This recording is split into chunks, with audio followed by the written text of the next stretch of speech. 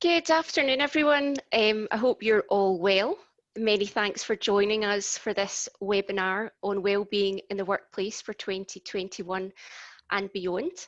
I'm Laura McMillan. I'm a partner in our health and safety and liability claims defence team here at Brodie's. So wellbeing, in particular mental wellbeing, which is our main focus today, is without a shadow of a doubt a hot topic, and the number of you viewing this webinar today is testament to that. And of course, it's been thrust even more so into the spotlight by the pandemic. And as many of you will already know, mental health problems are now the leading cause of workplace absence. The research suggests that in the UK alone, 50% of workers have experienced a mental health problem in their current role, and around 1 in 6 are experiencing mental health issues right now. Now, we know that there have been so many articles and webinars over the last 10 months with practical advice for businesses and organisations, but much of that's been crisis management as employers have reacted to the sudden changes to the working environment brought about by the lockdown restrictions. So what we wanted to focus on today is how you as employers, as businesses, as organisations can seize the opportunity that the pandemic has presented to build on what's been implemented so far, and essentially to use it as a foundation for better wellbeing in the workplace on a permanent basis. Now, the format of today is a Q&A with our speakers who I'll introduce you to now. So firstly, we have Emma Newlands, who is Brodie's Health and Wellbeing Manager. Secondly, Gillian Donald, who's a Senior Associate in our Employment team. And last but not least, Kate Donaghy, a Managing Associate who, like me, sits in our Health and Safety and Liability Claims Defence team. Now, we decided that we wanted to take a break from PowerPoint slides for this session. So what we're going to do with our follow-up email when we send the recording is we'll provide you with a list of the resources that we mentioned today, so you don't need to worry about scribbling those down. So first off, I wanted to ask our panelist the question why. So why is it important for employers to address wellbeing? How do you convince the skeptics, and we know they're out there, that promoting wellbeing isn't just a flash in the pan or a flash in the pandemic? Sorry. Emma, can I come to you first on that? Yeah, thanks, Laura. I think as Laura's mentioned in her introduction, the stats around the impact on business if wellbeing is not managed successfully is really well publicised. The most recent survey that we can have a look at is probably the CIPD's March 2020 Health and Wellbeing at Work study, which indicates that what we already probably suspect, that many organisations struggle to know how to tackle issues relating to health and sickness absence, with only 32 respondents of organisations taking steps to discourage unhealthy work practices, including presenteeism and leavism. Without sounding like a broken record, but I have been banging on about this stuff for an awfully long time, we are a decade on from an independent report for government which was entitled Working for a Healthier Tomorrow, Work and Health in Britain. The recommendations a decade ago recognised the importance of wellbeing as a fundamental aspect of organisations supporting their employees, as well as reaping financial and commercial benefits as well.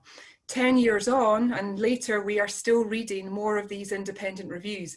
Thriving at Work, the Stevenson's Pharma Review of Mental Health and Employment, again called for greater commitment from employers to support the management of mental health and well-being within the workplace. So we all see these stats. I bet we all read these recommendations, but do we actually look at them and consider them for what they mean to your own business? Words such as emotional intelligence, stress management, resilience are all banded around, common phrases, but it's much more important than this. Wellbeing is a subject that should be embedded within our culture and the values that a business holds. It's not only that nice to have now, but it's also an extremely important legal, health and safety compliance issue.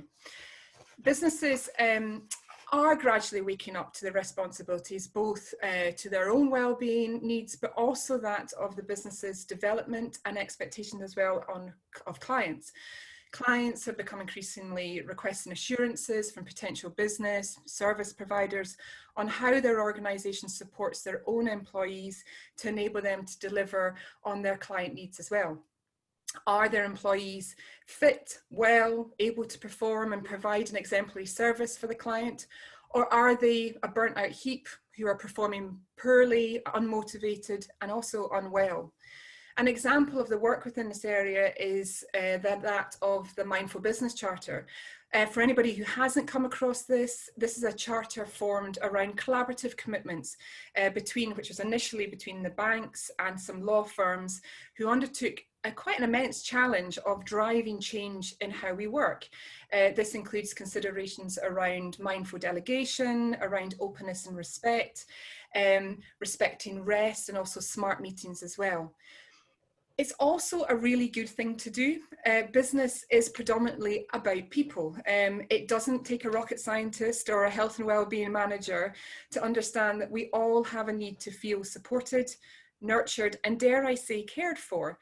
Humans thrive in an arena where this is obviously apparent, with a greater sense of loyalty and commitment noted, not only from our own employees, but it can also resonate to, as I said, your clients, and importantly, our financial revenues. We are gradually moving from wellbeing being noted as a nice to have as such, far down the business agenda, to a business objective that sits at board level. Thanks, Emma, for that. So essentially, you're saying an investment in well-being that's a win-win for everyone? Yeah, I mean, I'm biased. It's my bread and butter, so I go on about this all the time until people are sick of listening to me about it. But I can't see any disadvantage of looking at well-being. Thanks, Emma. Julian, if I can come to you now again, then around the context of why, do you think there's something then to be said about the expectations of an employee?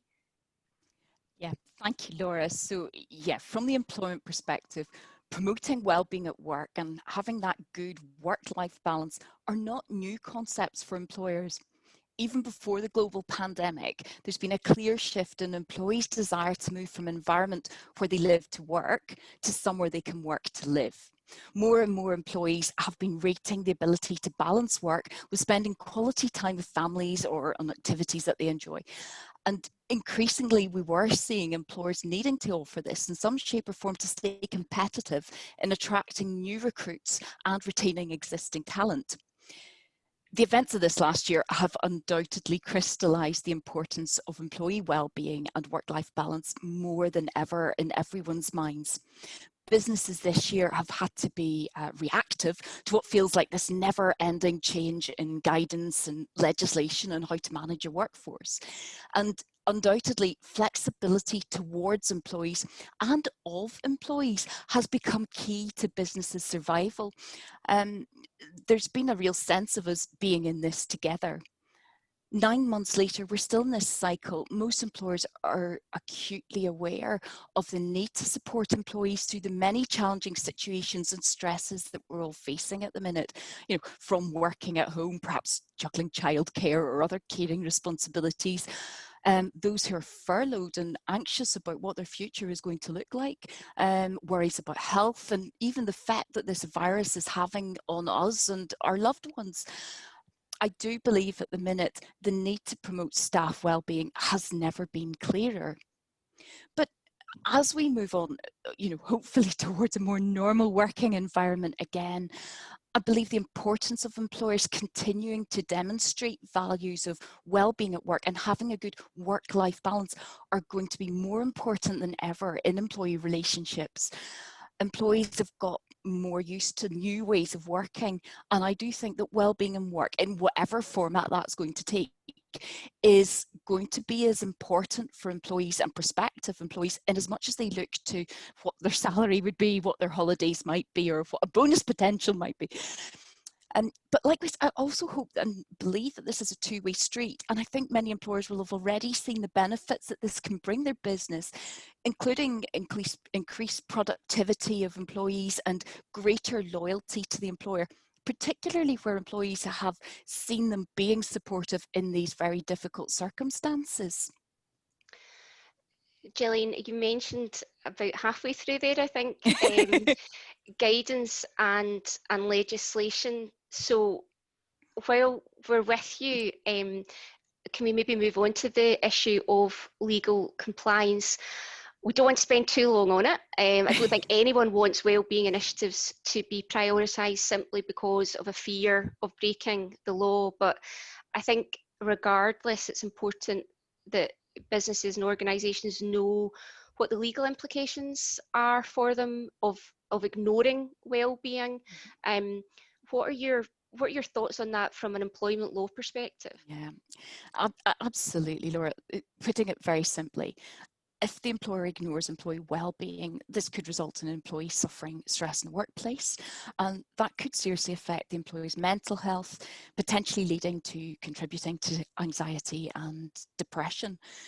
Employees have a wide range of legal rights protecting their mental health within the workplace, and there's several potential employment claims that could arise. I'll obviously leave the personal injury claims for Kate to deal with from the health and safety perspective, but from an employment law perspective, the legal implications that could be there, you could be looking at claims for breach of contract or constructive dismissal, and here I'm envisaging an employee could argue their health issues have arisen as a result of an employer's breach of an express or more likely implied term of the employment contract, and potentially argue that they've been constructively dismissed by the employer as a result of this breach.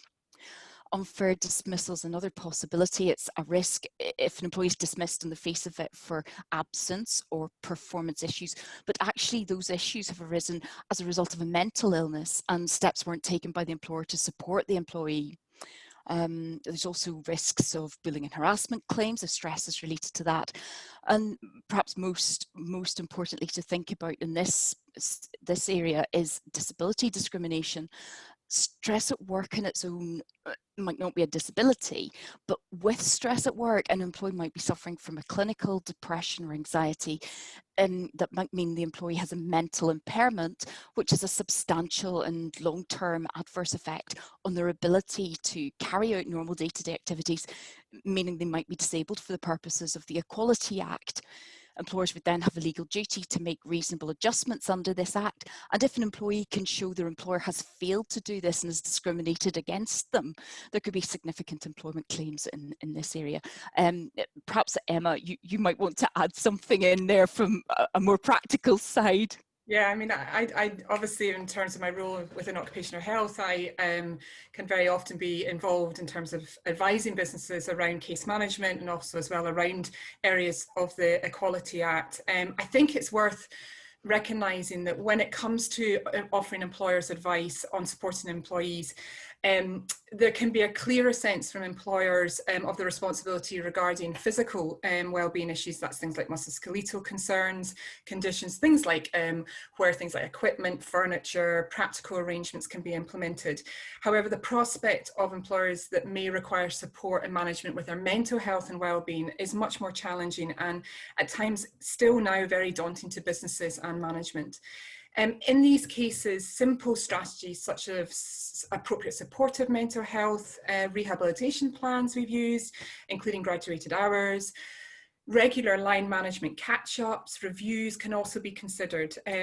A sound mental wellbeing strategic approach within a business, which includes that line management training, employee support and guidance, can not only support that individual who may be experiencing mental health concerns, but can also reduce the business risk, as you've mentioned, in terms of relating to potential legal claims. Thanks, Emma. And just before we leave that then, Kate, do you want to input a bit on legal compliance from a claims or a health and safety perspective? Yeah, well, I mean, there always has been a duty to protect mental health, just in the same way that we all recognise there's a duty to protect the physical health of people who are at work. And what that means is that an employer has a duty to assess the risks to its employees' mental health and to do what it's reasonably practical to do to reduce those risks. And if an employer fails to do that, then it could face prosecution for health and safety offence. And if an employee suffers some harm, then they could be facing a claim for damages for that harm. I'm not really sure, though, that duty has been particularly well recognised by employers in the past, and I think it's maybe right to say that lots of organisations won't routinely include risks to employees' mental health when they're carrying out their risk assessments. It's fair to say, though, Kate, that there were initiatives around this way before the pandemic. Is that fair? Yeah, I mean, Theresa May made protecting mental health a manifesto pledge in 2017. She had commissioned a report, which Emma referred to earlier, in relation to the risks to mental health while at work. And following that report, the HSE issued new management standards for the protection of mental health. So prior to the pandemic, we were aware that the HSE was beginning to focus on these issues, and that it seemed more was going to be done to ensure that employers were both aware of and complying with those duties. So these management standards that the HSE issued, some people might be aware of those, but I think there are a lot of people that still aren't. Can you maybe, Kate, just now expand a bit on what those standards require employers to do? Yeah, so there's 6 areas of the operation of a business, which, if they're not properly managed, can cause poor health, lower productivity, and increased absence and sickness rate. So they're areas you need to look at and make sure you're getting right if you want to protect this. So the first one is demands, and that's things like workload, work patterns, and the environment that you're asking people to work in. Then there's control, which is often a very key issue that people raise as being detrimental to their well-being at work, how much say they have and how, where and when they do their work. And support, which would be encouragement, sponsorship, and the resources provided by the organisation, but also by line management and people's colleagues. And relationships, which is promoting positive work and looking to avoid conflict in the workplace, but also dealing with unacceptable behaviour of other people in the workplace and being seen to do that.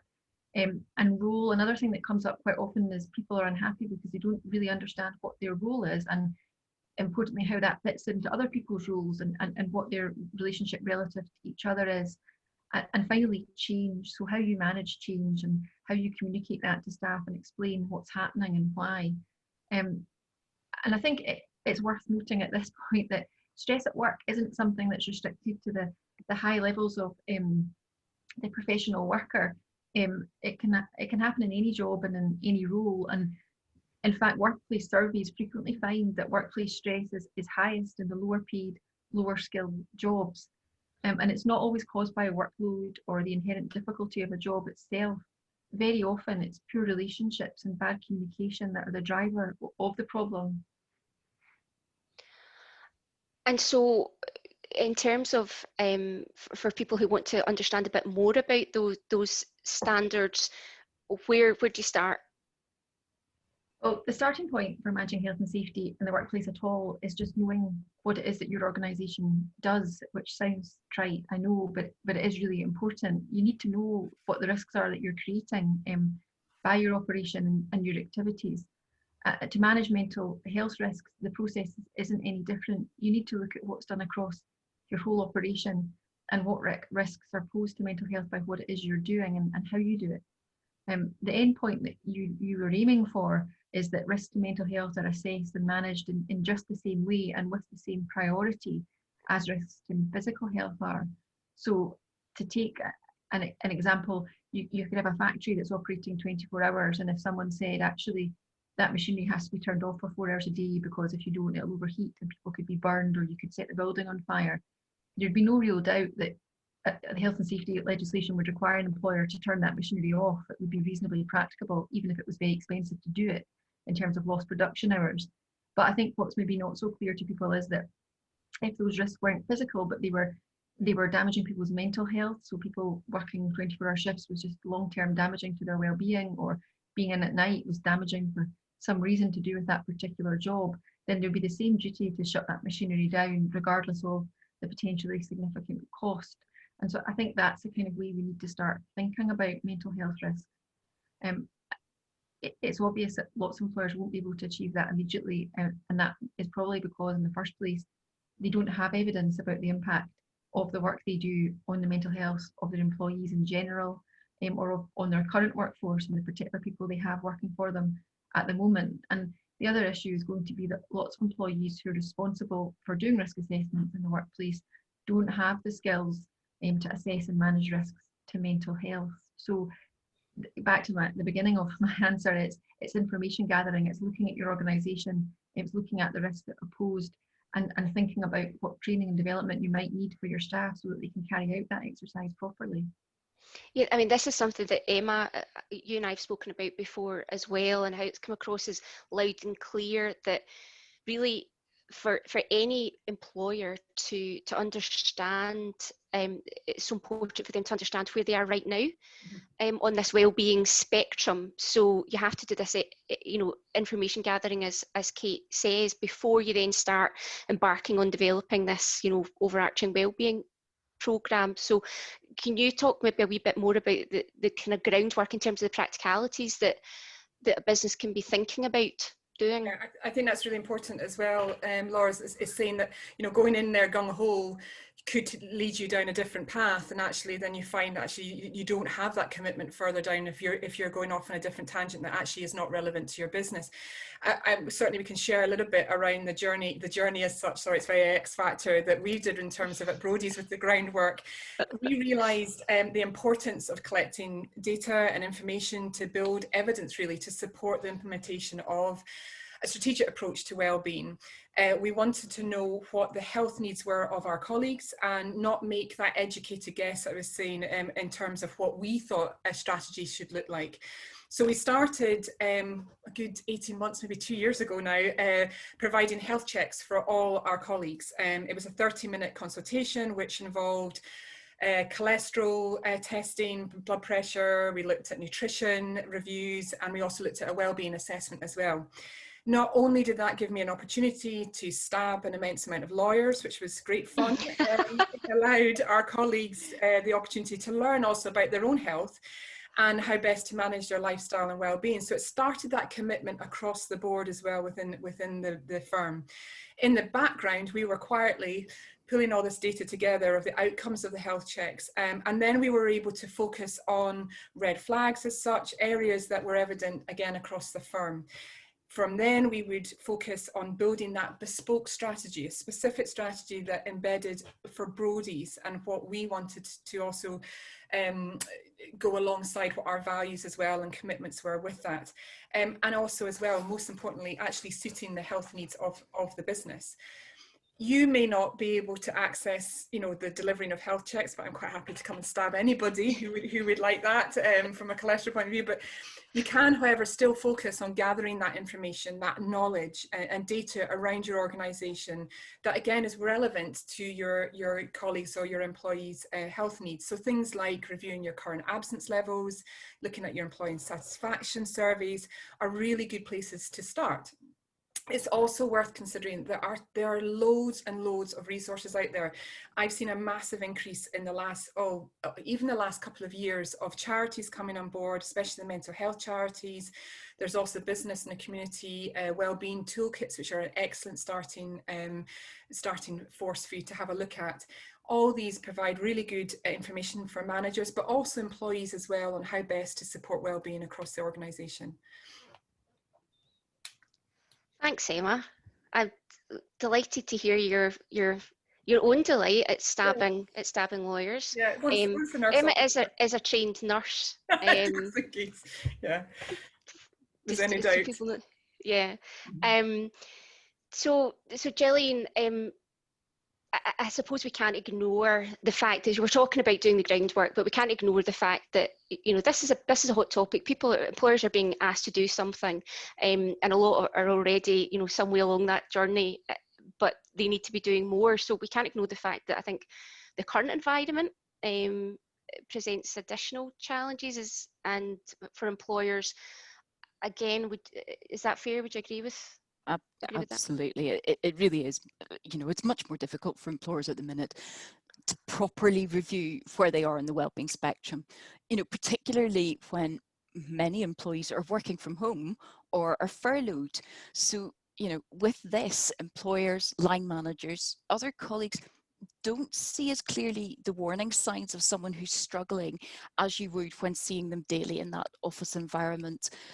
The virtual world, I think makes this even more difficult for us to have those real conversations with somebody, and as I'm saying, you don't see the hours that somebody's actually sitting looking at a computer screen. You don't see the physical signs of stress, if somebody is struggling and you're sitting at the desk next to them.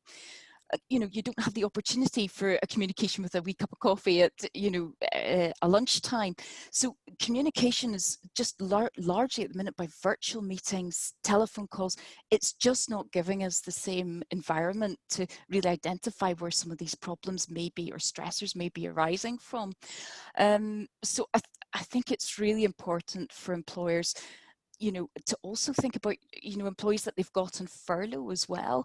They might not be stressed about a workload, but, they might be struggling with the situation they're in, the worry about, if they've got a job to come back to and, returning to an office, having been away for it for a while. So yes, absolutely. Carrying out groundwork, assessing where you are at the minute, is going to take considerably more time and more effort to think about how to consult and communicate with all the employees that you have to establish what stressors might be at the minute, what support's needed, before you're able to start embedding and looking at that plan going forward.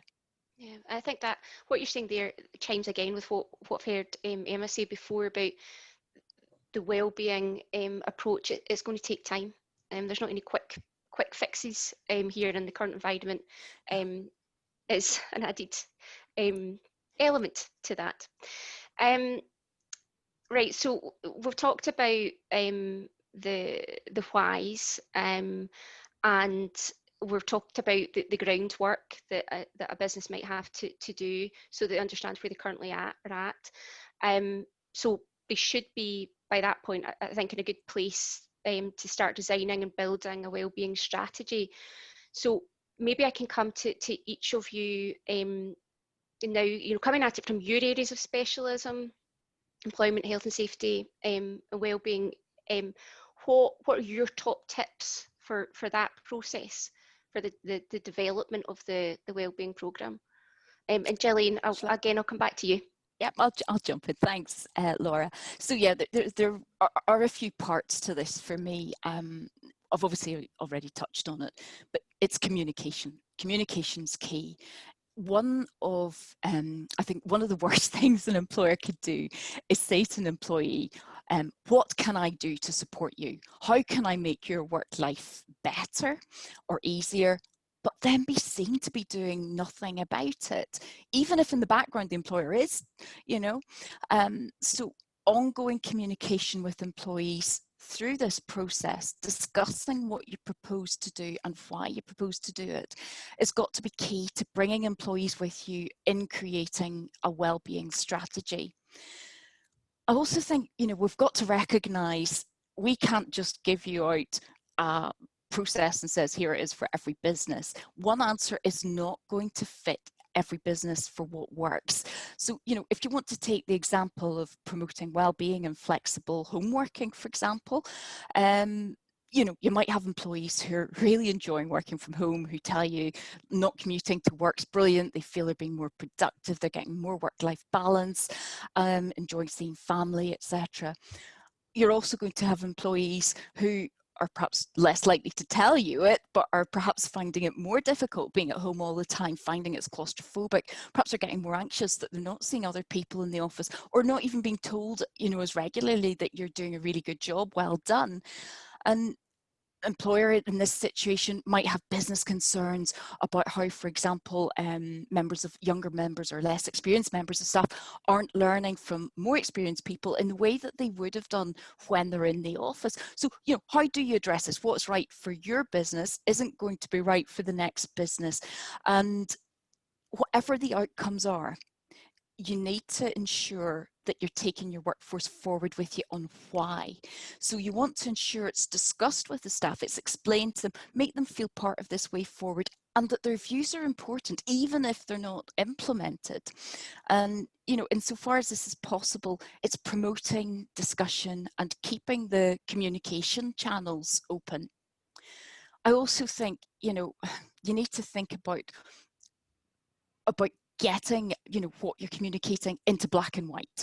So you're going to have to then think about reviewing or implementing perhaps your policy on stress, mental health and well-being at work, and the potential impact that that might have on some of the other policies you have also, to ensure that employees know where to go if they need help and who to speak to. And, you know, perhaps for me, finally, on this point, I think it's really vital to think about the people who are carrying out the communication as well, and ensuring that they have training and are supported in doing this. And I think, Emma, you're much more qualified than me to comment, so I'm going to pass over to you on that one. I hope so. I think we sound like we're repeating ourselves so much around the communication, but it is really vital at this time to ensure that control and clarity, I say that quite those phrases a lot when I'm talking around health, but we need to keep that clarity on this ever-changing situation around COVID within an organisation, so it continues to allow it to manage it successfully. You know, many businesses are looking at equipping their line managers with the tools required to communicate with their team, proactively supporting employees where there are well-being issues indicated, or there is evidence of concerns relating to things like performance or even absence. It all sounds so simple, but it is really, really challenging. Some businesses may not have provided this training before and are now in a situation of having to task their managers with developing skills that requires a lot of professional development and also a lot of confidence to implement as well. I think it's also very, very important that we must remember that our line managers are humans and people too, and that they have their own issues and demands within their work and home life as well. It's therefore imperative that their well-being and resilience at that level are considered increasingly as they take on this task. I always say that analogy of, you know, in an emergency, we're told that the oxygen mask will come down first and everything will be fine. But, you know, that analogy of putting on your own oxygen mask first before helping others really hits home as well how important it is for you as a line manager or people that you're obviously supporting with line management, that they feel well and able to do that task. So I'd recommend taking some time to put in some really simple guidance to line managers around supporting their own health and well-being, and also understand the limitations that they have as well. There are some really clear templates that are out there, which we'll obviously provide you with, but Mind Charity has done some very good work around wellness action plans, which give a really clear template for both employees and line managers of the process that's involved if there are concerns around mental well-being. And we actually do, you know, ask that this shouldn't just be if there is a crisis, it should be everybody is filling that out so that everybody has an awareness of their own limitations and what they can do in terms of supporting themselves as well. This has also been recently updated, again, find it on with Mind, on to looking at a remote working action plan as well. So it takes in you know, those concerns around home life and that work-life balance as well. Thanks, Emma. So as a human who's received line manager training from Emma, I can say that I personally find it, you know, invaluable. It's been really, really useful for me. And hopefully for my team too. So finally, Kate, your top tips for developing a wellbeing programme.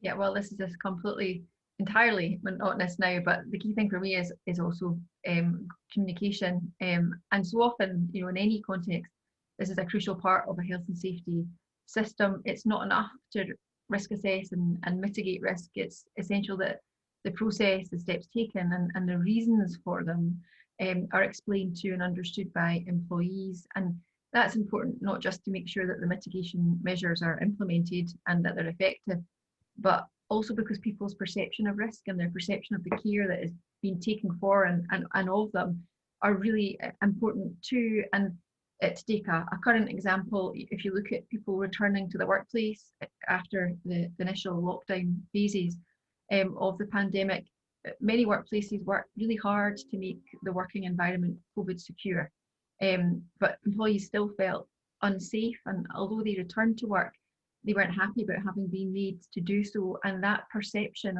of being at risk and of not being looked after by the employer can result in bad feeling and poor morale, which in turn we know is related to poor sickness and absence rates, lower productivity, and just generally an unhappy workplace.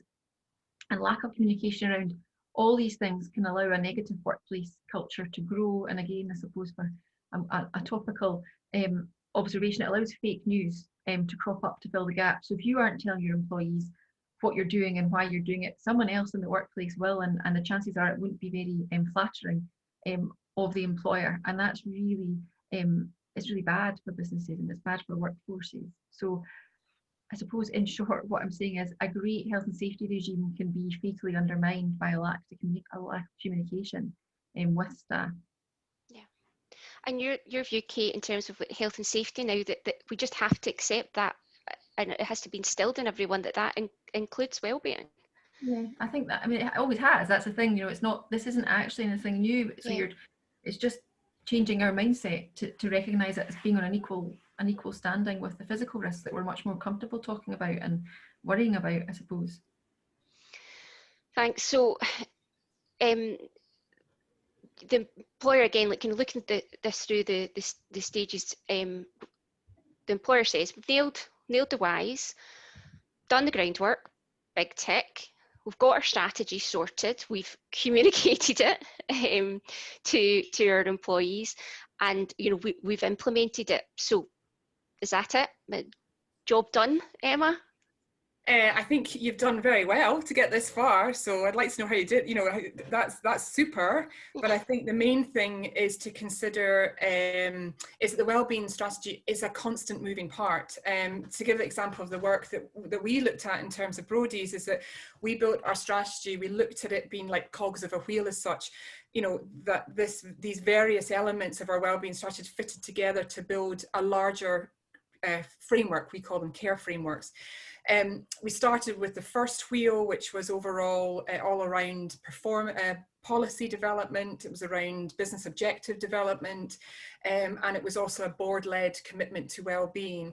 Then the second wheel looked at sort of line management, what their needs were, their commitment, and the support that we needed to put in for them as well in terms of how best to manage well-being from their level. Third wheel encompasses our colleagues, their well-being, including implementation of firm-wide initiatives, support, and most importantly as well as some accessible information as well, so people had access to information that they needed then and there. So if you can imagine those wheels as such beginning to turn with the cogs moving together, it is our intention, it's our hope that these will continue to move in tandem, and obviously that the well-being will continue to be on that agenda. Yeah, I find that idea far more persuasive than a linear idea of board level line management staff. It's actually it's circular, and it's moving as well. Yeah, and it's everybody's responsibility. It's very challenging with wellbeing as well, because I know myself when I'm advising individuals is that you can give all the advice in the world, and you can it's a bit like leading a horse to water. It doesn't mean that person will automatically take on board that wellbeing advice. So there is a responsibility there on our colleagues as well to be able, if they need that support, or if they need to make them feel comfortable to either access that support or do something with it as well. So yeah, that's equally as important. So that's why we've tried to keep it all as one big wheel moving together. Yep. Right, my last question for each of you is, what's the key point that you would like people to take away from today's session? And Emma, I'll come back to you first. Yeah, it's a huge subject, Laura, and I think a lot of times people feel that it's quite unreachable and it's extremely daunting. However, hopefully what we've tried to say is that, breaking this down into small sections, manageable chunks as such, can allow you to be able to look at it, hopefully without that sort of big monster looking at you. Take time to consider how, about that health and well-being, what your employees, what influences your organization, and also as well how that fits in with how you achieve your business objectives, which is very obviously important. It's why we're all here. Get help. Don't assign one poor individual to do the task. They'll be burnt out within about a few weeks of doing it. So start with that buy-in, as you said, at board level, bring together a wellbeing group to be able to allow that collective response, and commit to the wellbeing across the firm or the organisation. What I would say is don't get disheartened. I'm still banging my head against a drum or head against a wall after 15 years of working in occupational health. This is still on the agenda, but I really do see some really good, strong green shoots. I hate to sound cliched, but they are coming through, and they're coming through fast as well. Good. That is good to hear. And the sort of, I like the idea of bite-sized chunks, just a bit at a time. One stab at a time. Yeah, literally. Now, I'm anticipating that Kate or Gillian are going to repeat something here in terms of the key point. Kate, is it going to be you? Yeah, I think a positive from the health and safety perspective, not being to explore it, is just back to the communication point. You really need to take the effort to make sure that your staff understand what it is you're doing, that you are caring for them, that you are looking out for their safety, but also to let that communication be two-way. So you need to listen to your staff and how they feel, and allow them to express that as well. So an environment where people feel that they can share that with you, and they're not just going to say, fine, I'm fine, So I think it's about a culture around communication. It's not just about telling people things. It's a bigger thing than that. Okay, I'll jump in with my key point, Gillian, if you don't mind. I'll let you have the last word. I think for me, and listening to you and the many discussions that we've had over the last while about this topic and in advance of this seminar, for me the key point is as well about being open to change. So change has been thrust upon us in the past 9-10 months, but going forward, it's also being flexible and recognising, I think, that you need to look at from wellbeing perspective, well, what works, what doesn't. Emma's talked about not being disheartened, but so I think you have to accept that maybe some of the initiatives that you put in place, they might not work, and you have to look at that and review it and say, okay, it doesn't, what can we do instead? So it's ensuring that whatever you're doing is fit for purpose and changing it. And it might be because of external environmental issues that you're forced to change. The market changes, the industry changes, but your business might change too, or the type of work that you do. Again, it's something Emma and I spoke about in terms of like where we were 2 years ago and where we are now. You might have a business now that's got a headcount of 50. In 3 years' time, maybe it'll have a headcount of 200. If you've not brought your wellbeing program along with that and changed it, then it's not going to be fit for purpose. So that's my key point. And Gillian, I said I'd give you the last word, so it gave me a minute to think about something other than communication to say, didn't it? Kate stole that one from me. Well, I suppose for me, look, the events of this year have shown more than ever the importance of our people and our workforce. We've seen so many employers going that extra mile to be flexible and support employees where they can in the midst of the many, many challenges that this year has thrown up at them. Likewise, we're also aware that this has been a two-way initiative, and employees are more likely to be flexible, loyal, and supportive in return. So I guess for me, I really hope that what we can take forward from this very, very difficult year that we've all lived through is there will be more emphasis on the importance of just promoting well-being at work, both for the employees and employers' benefit. And perhaps on a personal note, I might just keep a distance from Emma stabbing me. That might be my personal take home, but unfortunately they're at work, Julian, so I can't come and get you.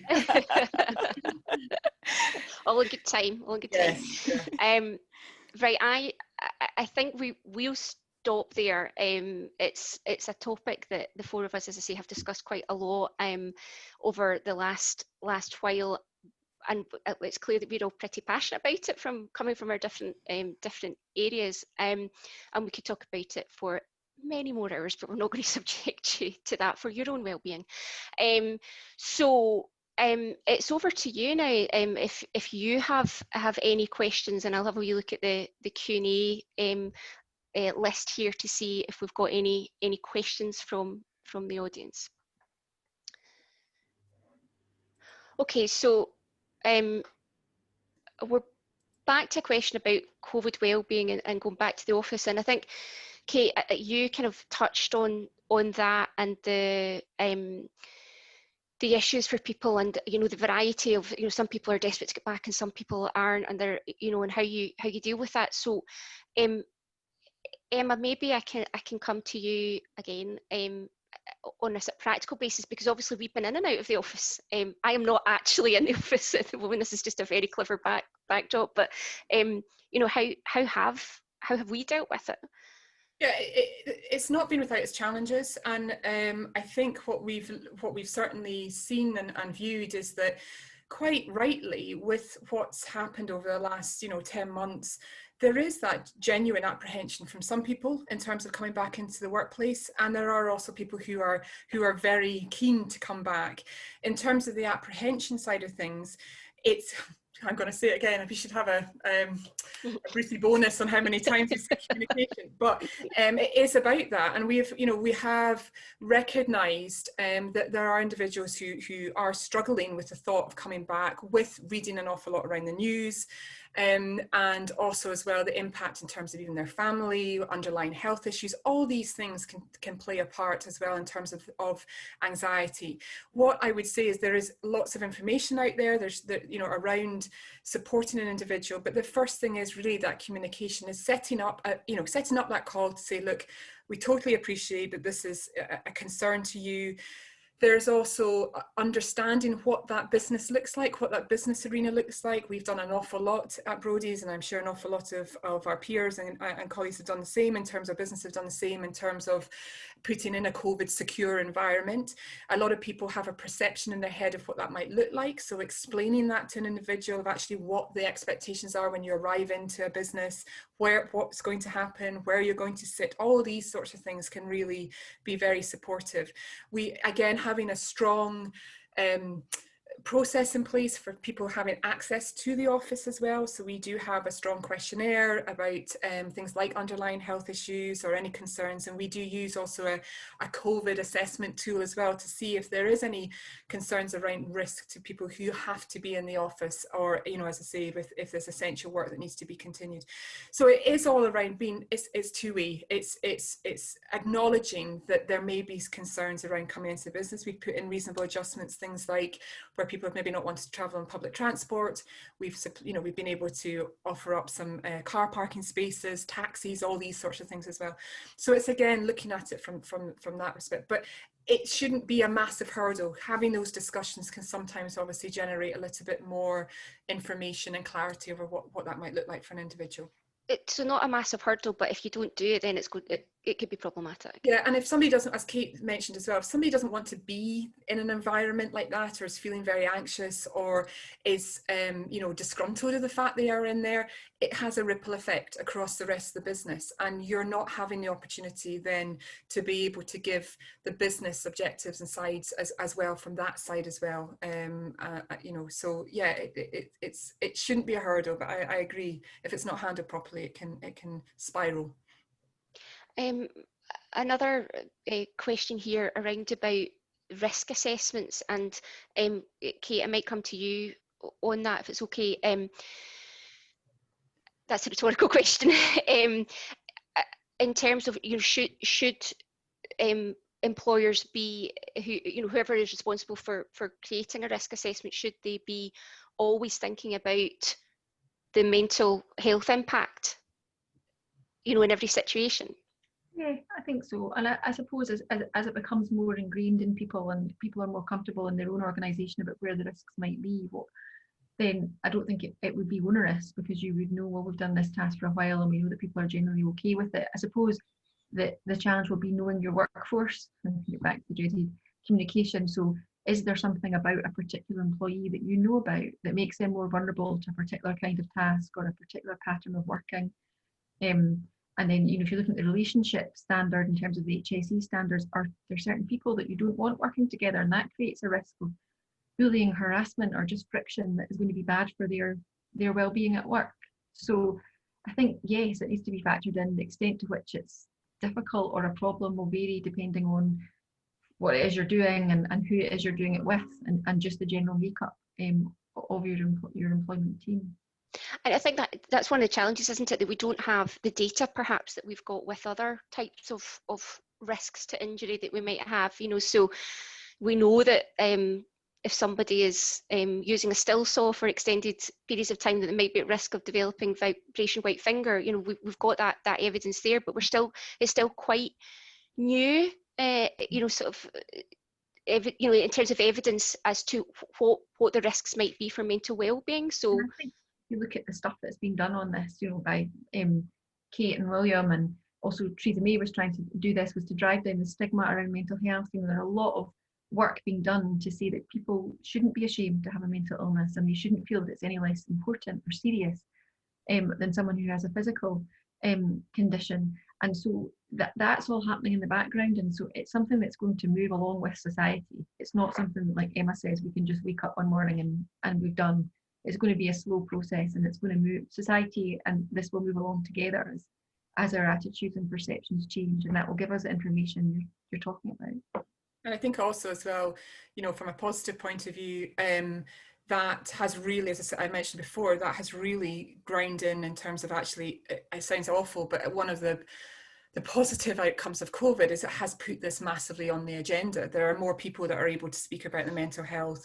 There's much more of language around it. Yes, there's still an awful lot to be done, but that process has really accelerated, I would say, over the past 2 years. If I look 10 years ago, I wouldn't be sitting in a webinar having this discussion. It wouldn't happen. I remember speaking to senior managers and other, not by any means at Brodie's, but senior managers who would say, please don't mention the stress word. Don't mention it, because if you mention it, all hell's going to break loose. So that is a completely different, there may be some pockets of that still going on, but it's night and day, hopefully, from what I've experienced over the years.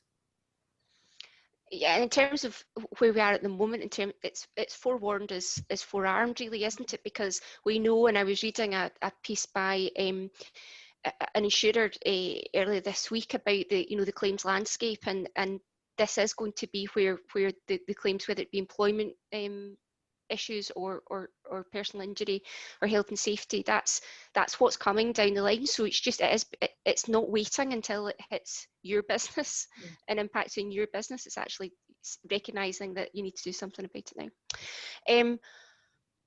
Okay, I think that's all of our questions I think answered. So thank you very much for everyone who has attended. We'll pop up our contact details in a second if anybody wants to contact us directly to ask any questions as a follow-up to this session. But otherwise, we will sign off just now and say thank you again, and have a good afternoon.